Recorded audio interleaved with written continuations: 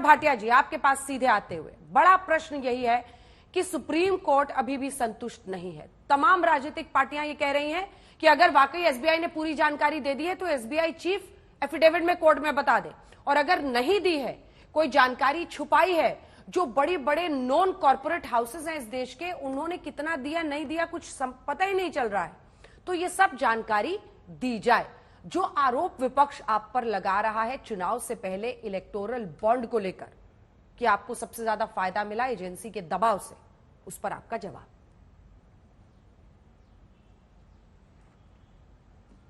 देखिए अंजना जी, सर्वप्रथम तो मैं एक बात कह दूं कि एसबीआई एक स्वतंत्र संस्था है और सर्वोच्च न्यायालय में मामला लंबित है। एसबीआई अपना वहां पक्ष मजबूती से रख रही है और जो आदेश आता है सर्वोच्च न्यायालय का उसका पालन भी कर रही है। एक कंटेम्प्ट पिटीशन एसबीआई के खिलाफ दाखिल की गई सर्वोच्च न्यायालय में, जिसपे सर्वोच्च न्यायालय ने ही कहा कि कंटेम्प्ट का मामला नहीं बनता है, ये जानकारी उपलब्ध कराए इलेक्शन कमीशन ऑफ इंडिया को, और इलेक्शन कमीशन ऑफ इंडिया को जानकारी दी गई, उन्होंने अपनी वेबसाइट पे डाली, उसका कुछ अंश और डालना चाहिए, ये सर्वोच्च न्यायालय ने कहा है। और एक नागरिक होने के नाते भी और भारतीय जनता पार्टी का ये मानना है कि सर्वोच्च न्यायालय का जो फैसला आता है वो मान्य होता है और हर संस्था को उसका पालन करना चाहिए, और उम्मीद ये है एसबीआई भी करेगा। लेकिन जो आज अब चर्चा का विषय है, मैं उस पर जो प्रश्न उठा रहा हूं उसके उत्तर मिलना अति आवश्यक है।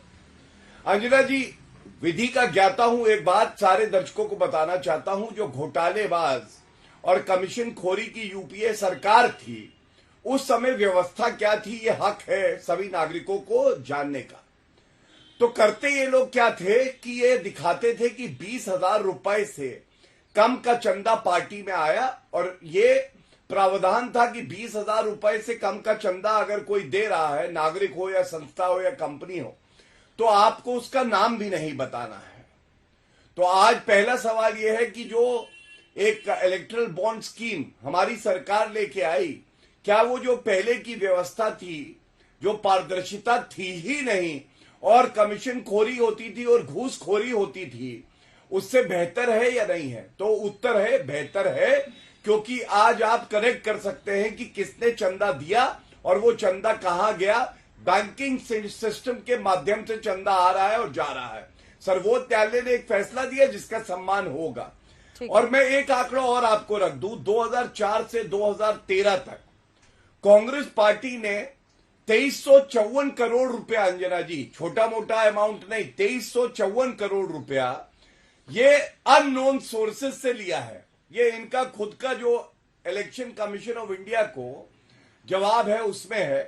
तो मैं पूछना चाहता हूं, ये 2354 करोड़ रुपया और जो पूरा चंदा आया था उसका 84%, 84% जो टोटल चंदा आया था उसका अननोन सोर्सेस से आता है। हाँ। 2802 करोड़ रुपए टोटल डोनेशन आता है। ये कैसी व्यवस्था थी एक भ्रष्टाचारी कांग्रेस सरकार में? ठीक है। दूसरी बात, अब आते गौरव जी नहीं, अब रुक जाइए गौरव जी, थोड़ा सेकंड राउंड के लिए एक सेकंड सर, अब मुझे जवाब ले लेने, थोड़ा सा रुक जाइए। ये तथ्य इंपॉर्टेंट है, तो जल्दी बोलिए सर। इसके बाद आप उनके पास जाइएगा, दोनों प्रश्नों के उत्तर ले लीजिएगा। धन्यवाद। मेरी दूसरी बात यह है कि राहुल गांधी ने कहा कि ये जो नया इलेक्टरल बॉन्ड सिस्टम है ये एक्सटॉर्शन रैकेट है। अंजना जी आप चेक कर लीजिएगा। अब मैं पूछना चाहता हूं कि इस नए सिस्टम में भी इन्होंने 1421 करोड़ रुपए लिया था, जो डेट निर्धारित करी गई सर्वोच्च न्यायालय की अब तक। तो ये पूछना चाहता हूं, ये 1421 करोड़ रुपए एक्सटॉर्शन रैकेट और घोटालेबाजों की बात थी, तो क्यों कांग्रेस पार्टी लेती थी, और क्या ये कांग्रेस पार्टी लौटाएगी? और अपनी वेबसाइट पे आप डालेंगे कि आपने किससे लिया है, क्योंकि ये कहा जा रहा है पाकिस्तान की एक पावर कंपनी है, उसने जब चंदा दिया है उसकी तिथि और जो कांग्रेस को मिले है वो एक ही है। मतलब पुलवामा के बाद आप पाकिस्तान कंपनी से चंदा लेते हैं, इतने बड़े भ्रष्टाचार। बीजेपी क्यों नहीं डाल रहे?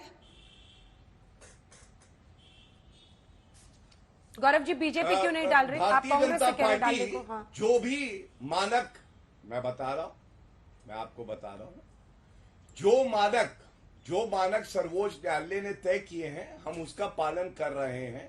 सर्वोच्च न्यायालय से ऊपर कोई नहीं। लेकिन अंजना जी, ये मुद्दा उठाया है घमंडिया के घटक दलों ने, इसलिए मैंने ये सवाल आज तक में पूछा। हम तो पालन कर रहे हैं, लेकिन आप कह रहे भारतीय जनता पार्टी डाले, तो आज सवाल नहीं पूछा जाएगा कि कांग्रेस पार्टी, आपने अपने सारे डिटेल डाल दिए वेबसाइट पे। अगर आप कोई मुद्दा उठाएंगे पहले स्वयं तो उसका पालन करेंगे या नहीं करेंगे? ठीक है अभय जी, हमारे इनकम रुक जाइए अब गौरव जी, रुक जाइए सारी जानकारी दी गई। ठीक है सर, ठीक है गौरव जी। अब अभय जी आपकी बारी है। एक तो 250 करोड़ आप कह रहे हैं ना अनअकाउंटेड, आपने जो चंदा लिया है और खुद ही अपनी जानकारी दी है पार्टी की तरफ से, उस पर वो पूछ रहे हैं कि वो आपको कहां से पैसा मिला, आप देश को बताएं। दूसरा, एक ग्राफिक्स दिखा रहे हैं हम, क्योंकि पहले दिन से ही आप लोग सवाल पूछ रहे थे और इसीलिए हम अपने दर्शकों को भी ये दिखाना चाहते हैं। एक बार जल्दी से नंबर्स दिखा दीजिए। टॉप 5 कंपनीज जिन्होंने इलेक्टोरल बॉन्ड्स को खरीदा है। जब टॉप 5 हम कह रहे हैं इलेक्टोरल बॉन्ड्स की, तो जो ये सियासी तकरार है उस पर आपको ये समझ में आएगा किस राज्य में जितनी कंपनियां रजिस्टर्ड हैं जिन्होंने सबसे ज्यादा इलेक्टोरल बॉन्ड लिया है, तो वो हम आपको दिखाएंगे। लेकिन उससे पहले टॉप 5 दिखा रहे हैं। ये वाला जब ग्राफिक्स आएगा तब हम दिखाएंगे कि कौन से स्टेट पे कितनी रजिस्टर्ड कंपनीज ने दिया है। ये देखिए, future gaming and hotel services private limited, इसको आप ट्रेडिंग कंपनी के तौर पर देख सकते हैं। 1368 करोड़ रुपए के इलेक्टोरल बॉन्ड्स के साथ अभी तक डिक्लेयर डेटा में सबसे ऊपर ये फ्यूचर गेमिंग ऐप। उसके बाद आइए मेगा इंजीनियरिंग है जिसने 966 करोड़ रुपए दिए हैं। और उसके बाद आप क्विक सप्लाई वाली कंपनी देख रहे हैं, चेन है। वेदांता जो कि माइनिंग में है, वो चौथे नंबर पर है 401 करोड़ के साथ। और उसके बाद से आप लास्ट में कंपनी देख रहे हैं जो कि माइनिंग कंपनी है, इसने भी 225 करोड़ रुपए का इसने भी लिया है। तो ये पूरा आपको दिख रहा है, एसमेल है ये, और ये माइनिंग कंपनी है जिसने 5वें नंबर पर ये कंपनियां पता है। अब सबसे ऊपर वाले पे पकड़ लीजिए, future gaming and hotel services private limited. इसका मालिक जो कि बहुत बड़े लॉटरी किंग के तौर पर जाना जाता है। अब हम आपको बताते हैं कि ये लॉटरी किंग जो कि मालिक है पहली कंपनी का जिसने सबसे ज्यादा पैसे दिए, ये आदमी है कौन? लॉटरी किंग के नाम से मशहूर है सैंटियागो मार्टिन। और इसी के साथ साथ फ्यूचर गेमिंग होटल्स का फाउंडर है। 13 राज्यों में फैला है इसका कारोबार और दक्षिण भारत और पूर्वोत्तर भारत के कई राज्यों में बहुत ज्यादा हलचल इसके इर्द गिर्द है। अब हम आपको बताते हैं कि इसने कितना पूरा बॉन्ड खरीदा। अगला ग्राफिक्स दिखाइए, कितना बॉन्ड खरीदा। और डीएमके ने खुद बताया है कि उनको कितना इन्होंने बॉन्ड्स दिया है, लगभग 37% ये जो रकम है। तमिलनाडु की सत्ताधारी पार्टी डीएमके को 656 करोड़ रुपए का चंदा दिया है इसी लॉटरी किंग ने। और 509 crore lottery king Santiago Martin से मिला है। इलेक्टोरल बॉन्ड के जरिए लॉटरी किंग ने डीएमके को चंदा दिया, जिसमें 37% पूरे अमाउंट का पैसा इनको जाते हुए दिख रहा है। और इसीलिए बार बार ये प्रश्न जो बीजेपी के नेता हैं वो पूछ रहे हैं। एजेंसीज के इस्तेमाल पर अभी तक बातचीत हो रही थी अभय जी, ये डेटा बताकर मैं आपसे पूछ रही हूं कि 2019 में डीएमके पर रेड हुआ, उस इस के मालिक सैंटियागो मार्टिन पर रेड हुआ, उसने डीएमके को पैसा दे दिया 80 करोड़। उसके बाद से 21 में रेड हुआ तो उसने लगभग 248 करोड़ डीएमके को दे दिया। आप क्या ये कह रहे हैं कि सेंट्रल एजेंसीज के रेड होने के बाद वो डीएमके को पैसा देता था डर के बीजेपी से? मतलब कुछ तो समझ में आए ना। अब ये खबर सामने आने के बाद आप कैसे ये आरोप लगाएंगे कि एजेंसीज के इस्तेमाल से डराकर पैसा ले रही थी बीजेपी, क्योंकि सबसे बड़ा कंट्रीब्यूटर तो डीएमके को पैसा दे रहा था। अंजना जी, आजाद भारत के इतिहास का सबसे घृणित और सबसे काला कारनामा भारतीय जनता पार्टी की सरकार की सरपरस्ती में हुआ है। धमकी दो धंधा लो, धमकी दो चंदा लो। 84 कंपनियां हैं, जानती हैं, जिन पर ईडी सीबीआई की रेड हुई और उस रेड के बाद इलेक्टोरल बॉन्ड खरीदे गए। 25 कंपनियां ऐसी है जिन्होंने इलेक्टोरल बॉन्ड खरीदे, उसके बाद उन्हें धंधा मिला है। और ये क्या इलेक्टोरल बॉन्ड की स्कीम जब फाइनेंस बिल अरुण जेटली साहब लेकर आए थे तो कांग्रेस पार्टी अकेली ने विरोध किया था। मुझे दुख हुआ आपके चैनल पर देश के गृह मंत्री जी झूठ बोल रहे हैं बैठकर। मैं सप्रमाण सिद्ध कर दूंगा उस बात को। सबसे पहली आपत्ति ली भारत की आरबीआई ने 14 सितंबर 2017 को भारत की सरकार को लिखा। उन्होंने कहा साहब ये सीधे सीधे हमारे एक्ट का वायलेशन है। एक्ट का सेक्शन 31 वो कहता है कि कोई समानांतर रूप से बेरर बॉन्ड्स नहीं चलाए जा सकते, एक समानांतर करेंसी आप चला रहे हैं।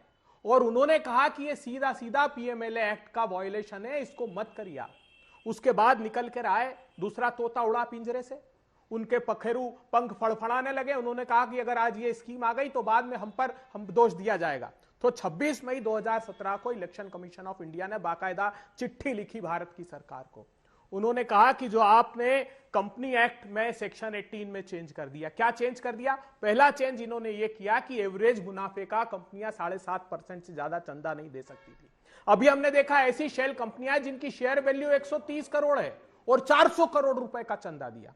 दूसरी आपत्ति उन्होंने ली कि जो 18(3)A कंपनी एक्ट, उसमें आपको स्टेक होल्डर को जानकारी मुहैया करानी आवश्यक है। आपने उस कानून को भी बदल दिया कि कोई उसमें जानकारी नहीं मुहैया कराएगा। फिर रिप्रेजेंटेशन ऑफ पीपल एक्ट, जो चुनाव का कानून था 29C, जिसमें ये जानकारी देनी होती थी कि किस कंपनी से चंदा लिया, कितना चंदा लिया, वो इन्होंने क्लॉज ही हटा दिया और ये लिख दिया कि किसी राजनीतिक दल को इस बात की जानकारी ही नहीं रखनी है कि किस बॉन्ड से कितना चंदा मिला है। आप कल्पना कर सकती हैं, जो अमित शाह साहब कह रहे थे कि बैलेंस शीट में उसका खुलासा हो जाएगा, चुनाव रिप्रेजेंटेशन ऑफ पीपल्स एक्ट में खुलासा हो जाएगा, तो सारे के सारे प्रावधान इन्होंने हटा दिए। क्यों हटाए? क्योंकि ये चंदे का काला धंधा चालू करना चाहते थे। मैं पूछना चाहता हूं, 2 अप्रैल 2022 को जिस कंपनी का आप जिक्र कर रही हैं, उन पर 3 कंपनियां, ये लॉटरी का जो था, इसमें 2 अप्रैल 2022 को इनके यहां रेट पड़ी और 7 अप्रैल 22 को इन्होंने बॉन्ड खरीदे। किसके खरीदे? ईडी की रेट पड़ी, उसके बाद खरीदे कि नहीं खरीदे? जो कलकत्ता मेट्रो डेयरी कंपनी थी, उसका स्टेक जिन 3 कंपनियों ने खरीदा, उन 3 कंपनियों ने ईडी ने कार्रवाई स्टार्ट की, उन्होंने अपना इलेक्टोरल बॉन्ड खरीदा।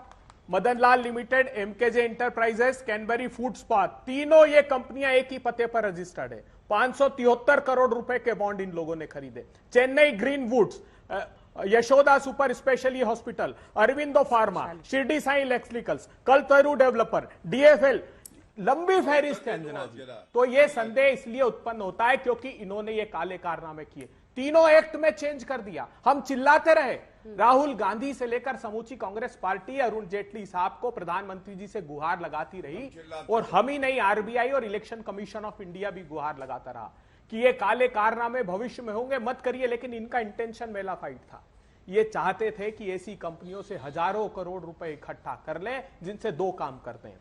एक तो ईडी सीबीआई का जब कंपनी के खिलाफ उपयोग करते हैं तो इलेक्टोरल बॉन्ड परचेस करते हैं, और ईडी सीबीआई का जब दूसरा उपयोग करते हैं विपक्षी दलों पर, तो उनके नेताओं को अपनी पार्टी ज्वाइन कराकर ताक दिलवाते हैं।